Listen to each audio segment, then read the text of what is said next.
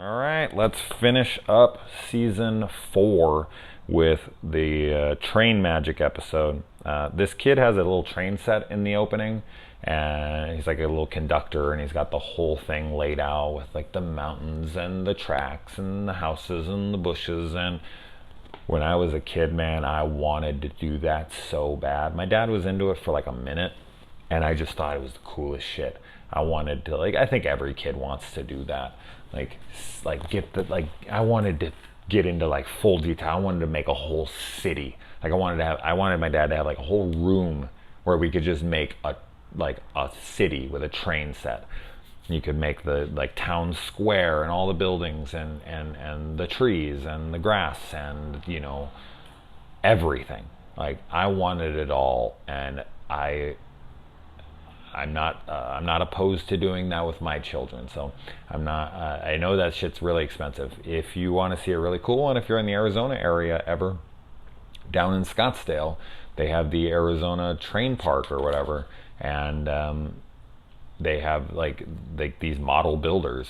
They have a whole huge room where these guys have built these huge elaborate train sets with cities, like full cities, and these guys are like sitting in the middle and their trains are going around the tracks, and they're just works of art. And yes, it would get old and boring. How long can you just watch the train go around the tracks and whatnot? But I don't know, it's the attention to detail, it's the artistry, it's all that.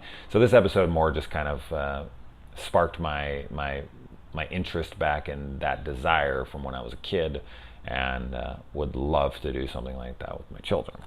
As far as the episode goes, whatever.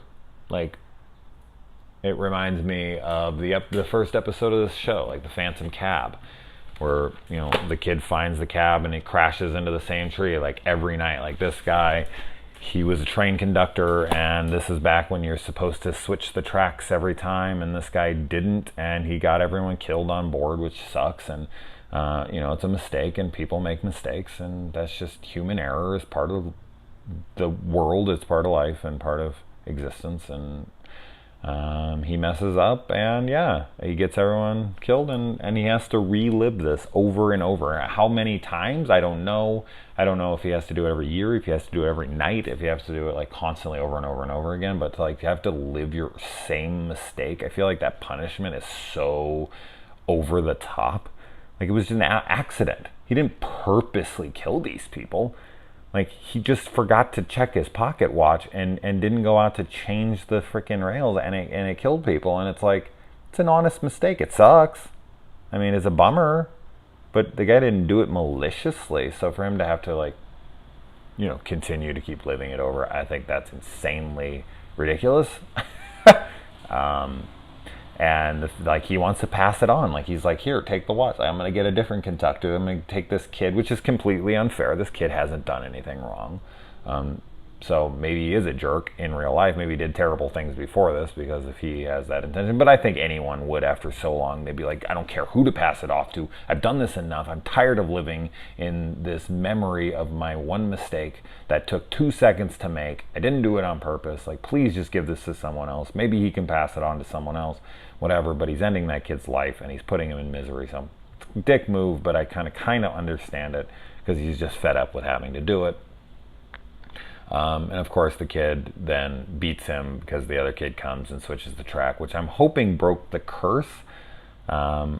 He broke the pocket watch as well, which might have let them out of there, but that guy never thought to break the pocket watch. And if he has the ability to like grab people, they do kind of transport to the kid's model train, which I don't really feel fits the episode, because it's more just a haunted ghost train. So I don't know why that actually applies to his model set at the house, but it does. And he gets him stuck in there. His friend gets caught up in there, and the kid, of course, frees him and hopefully frees the souls of everyone, because I think not only does the conductor have to continue to keep living it over and over again, but the people on board. And there seemed to only be one part of the train that was like that. Maybe if they would have went up, there would have been more people in there. But the fact that they have to relive it over and over again seems extremely unfair, in addition to his already being super unfair. So anyways, enough of this. The episode is okay. Nothing super memorable. I think after the Ghastly Grinner, everything was just going to fall you know, into that incomparable zone. Like it's just kind of like, ugh, like everything sucks since the Gasly Grinner because it's not the Gasly Grinner. All right, guys.